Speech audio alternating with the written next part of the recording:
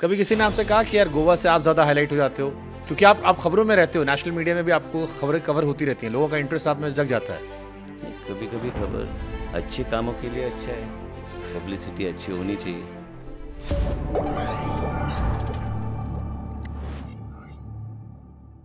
कभी किसी ने आपसे कहा कि यार गोवा से आप ज़्यादा हाईलाइट हो जाते हो, क्योंकि आप खबरों में रहते हो, नेशनल मीडिया में भी आपको खबरें कवर होती रहती हैं, लोगों का इंटरेस्ट आप में जग जाता है, जबकि गोवा की बहुत सारी खबरें लोग नेशनल मीडिया में कवर नहीं करते। नहीं, कभी कभी खबर अच्छे कामों के लिए अच्छा है, पब्लिसिटी अच्छी होनी चाहिए। ओके, आपने गोवा को बैडमिंटन में भी रिप्रेजेंट किया था, जी। तो ये खेल में मज़ा नहीं आ रहा था या खेल में सियासत हो गई इसलिए सियासत में खेल हो गया आप? नहीं, ऐसा नहीं है। मैं जब तक खेल खिलाड़ी तो आप सकता थे था, दोनों बार। मैंने खेला। मैं गोवा को रिप्रेजेंट करता था बैडमिंटन में बहुत साल। जब तक खेल सका। कंपटीशन बहुत होती है। और देन आप कॉलेज ज्वाइन करने के बाद मैंने वो शुरू से आपको ये था कि आपको पॉलिटिशियन बनना है? ऐसा नहीं था। बचपन से, जब से मेरा पहले जन्मदिन से मेरे पिताजी मंत्री थे, और उस समय के मुख्यमंत्री दयानंद बांदोडकर ने उन्हें स्पेसिफिकली चुन के घर आके उन्हें बोला, आप एक पढ़े लिखे इंसान हो, मुझे आप जैसा इंसान मेरे कैबिनेट में चाहिए। And he had just come back from America and he was a double post graduate. And उन्होंने आके उनको एक घर में बैठ के उन्होंने बोला कि हमारी रीजनल पार्टी है और ये लोगों के लिए है, लोगों की सेवा करने में आप जैसा इंसान का मुझे बहुत सहयोग मिलेगा। और उस समय पॉलिटिक्स ज्वाइन किए। मुझे लगता है कि इसी looking at the overall situation, I think things are okay going on at the moment. आपने कब रियलाइज किया कि आपको पॉलिटिशियन बनना है? मुझे रियलाइज़ नहीं हुआ। मैं अभी, आपने जो प्रश्न पूछा कि मेरे पिताजी का एक जर्नी जब चालू हुआ, मुझे वही, there was a tremendous amount of, रोज़ के दिन हम देखते थे कि पिताजी का काम करने का स्वभाव, लोगों को मिलना, लोगों की सेवा करना। और जब लोग खुशी होकर आते थे कि मेरा काम हुआ है, हॉस्पिटल की सेवा हो या किसी की कोई काम हो, कि लोगों के बीच जो हमेशा रहना, ये एक आदत पड़ चुकी थी। तो पिताजी जब प्रचार को जाते थे, उस समय कार्यकर्ता ज़्यादा नहीं थे। अभी आप जब देखते हो सोशल मीडिया का आउटरीच देखते हो, या हज़ारों लोगों की मीटिंग आप जब देखते हो, उस समय 4-5 लोग जाते थे। और मैं भी बैठता था। मेरे उम्र 4-5 साल हुई होगी उस समय। मैं देखता था कि पिताजी कैसे प्रचार करते हैं, जाते हैं, गाँव में जाते हैं, लोगों से मिलते हैं। And after coming from America, after staying in America for 10 साल से ज़्यादा वो अमेरिका में रह चुके, 10-12 साल, उसके बाद आके अडेप्ट करना। मैं जब छोटा था, मैं देखता था, तो लोगों के बीच रहना ये स्वाभाविक में एक अलग तरीके से मुझे एक इंटरेस्ट हो गया था कि लोगों की सेवा करना और लोगों के लिए कुछ करना, यही मेरा माइंडसेट हो चुका था। तो automatically it was but natural. जब संधि मिली तब मैं पॉलिटिक्स में प्रवेश किया। आपके फादर 50 साल तक जी। एक्टिव पॉलिटिक्स में विधायक चुनकर आए। क्या सबसे बड़ी स्ट्रेंथ थी जो आपने ली उनसे? Patience which I am developing now. Patience is one thing. And also ये कभी कुर्सी के पीछे कभी नहीं दौड़े, और उनका एक ही था कि लोगों, समाज सेवा, लोगों के लिए कुछ करना, लोगों के बीच रहना। Was very grounded personality. And even today he is very grounded. जो बोलना है वो बोलते हैं, जो उनको लगता है कि मैंने करना चाहिए, या एज अ फॉरेस्ट मिनिस्टर आपका क्या काम होना चाहिए, क्योंकि सबसे ज़्यादा समय गोवा में वही फॉरेस्ट मिनिस्टर थे। तो इट्स अ गुड लर्निंग। और मुझे लगता है it's a nice thing that you have such a experience person at home who can guide you. And यही मुझे लगता है is something that is taking me. But जैसे हमारे यहाँ कहते हैं सर ना, हम यूपी बिहार में अक्सर कहते हैं घर की मुर्गी दाल बराबर। कितना भी टैलेंटेड इंसान हो, बट घर की एडवाइस नहीं लेते, हम बाहर से ले लेते हैं। तो आपके फादर ने कौन सी ऐसी चीज़ें जो आपको सिखानी चाहिए और आपने उनसे पहले नहीं सीखी, बट आप उम्र के साथ सीख रहे हो? मुझे हमेशा बोला है, be satisfied with what you are doing, have a objective in front of you, what you want to do. आपको क्या करना है, आपके आगे एक ये रख के, आदर्श रख के कि बाबा ये चीज़ मुझे करना है, गोवा राज्य में ये सब चीज़ करना है, वो करके उसी डायरेक्शन में जाओ। 10 तरह के लोग 10 तरह की चीज़ बोलेंगे। एम्बिशन होना चाहिए हर इंसान में, लेकिन वो ambition can not drive you all the time. काम के माध्यम से आदमी ऑटोमेटिकली आगे बढ़ता जाता है। तो that should be your main focus in life.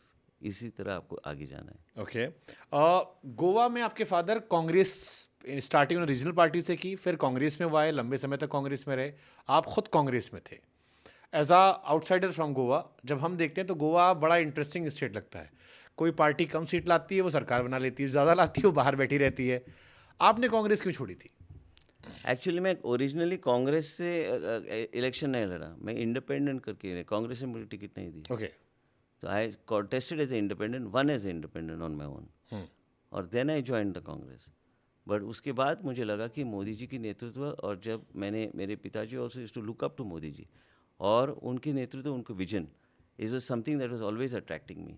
After a certain period of time in Congress I realize, मुझे लगा कि मोदी जी की नेतृत्व और जो उनकी विचारधारा है लोगों के प्रति, और लोगों के तरफ उनका जो ध्यान जाता है, और आउटरीच के माध्यम से वो लोगों की सेवा करना चाहते हैं, मुझे लगा कि ये उनके माध्यम से और उनकी लीडरशिप और नेतृत्व के नीचे मुझे काम, एक कार्यकर्ता जैसे काम करना चाहिए, और संधि मिला तो मैं काम करूँगा, ये पहले से मेरा तय बट था। देयर वर फ्यू आर्टिकल्स आपके नाम पे जिसमें था कि कांग्रेस सरकार नहीं बना पाई थी और दिग्विजय सिंह से आप नाराज थे कि बड़ी लापरवाही हो गई, और हमने भी उस टाइम टीवी, क्योंकि मैं एक्टिव था, तो हम बड़ी खबरें चलाए थे कांग्रेस ढीली पड़ गई। आपने पहले भी उसमें देखा होगा कि विश्वजीत राणे बीजेपी की तरफ, बीजेपी जो भारतीय जनता पार्टी जो है, प्रधानमंत्री, उनकी नीति, उनके बारे में बहुत बात करता था मैं।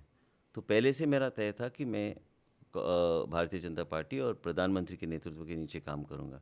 ऐसा नहीं था कि सरकार आएगी, सरकार नहीं आएगी। अभी इतने साल मैं अभी भारतीय जनता पार्टी में हूँ, मोदी जी के नेतृत्व है, गृह मंत्री जी की एक मार्गदर्शन, और अलग तरीके से हमें आगे जाना है। और मुझे लगा कि देश आगे बढ़ना चाहिए और राज्य आगे बढ़ना चाहिए, तो मेरे जैसे यंग जनरेशन के लीडर्स, हम ये नेतृत्व के नीचे काम करना चाहिए। मुझे लगा कि this is a greatest satisfaction one can get is to work under this leadership and to serve your people.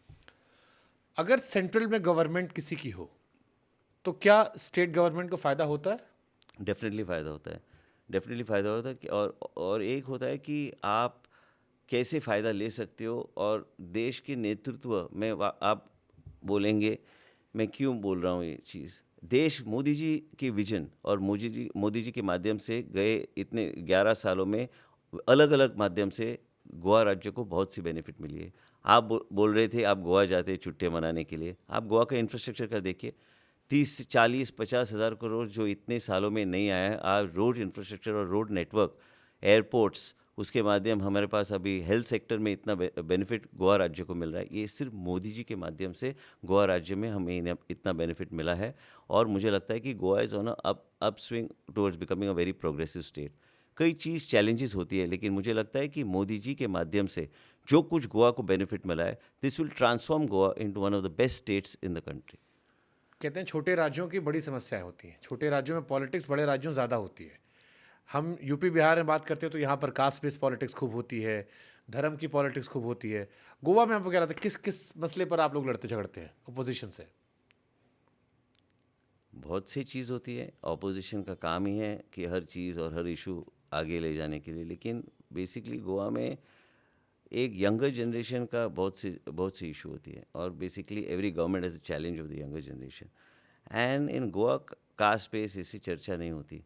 Actually basically it happens only on projects implementation, and मुझे लगता है कि ठीक है, ऑपोजिशन, आज ऑपोजिशन नहीं है गोवा में, ऐसे मुझे तो लग रहा है ऑपोजिशन इज़ वेरी वीक, और उनके पास लीडरशिप भी नहीं है। कांग्रेस की फंक्शनिंग और बीजेपी की फंक्शनिंग में, बिकॉज आप दोनों जगह रहे हो, आपके फादर बहुत लंबे समय तक कांग्रेस में रहे, फंक्शनिंग में क्या अंतर है, वर्किंग स्टाइल में क्या अंतर है बहुत बीजेपी अंतर और है। कांग्रेस में? भारतीय जनता पार्टी एक डिसिप्लिन पार्टी है। भारतीय जनता पार्टी में एक अलग तरीके से इकोसिस्टम है, और एक डिसिप्लिन और एक कार्यकर्ता, हर आदमी एक कार्यकर्ता होता है, मंत्री हो या कोई भी हो।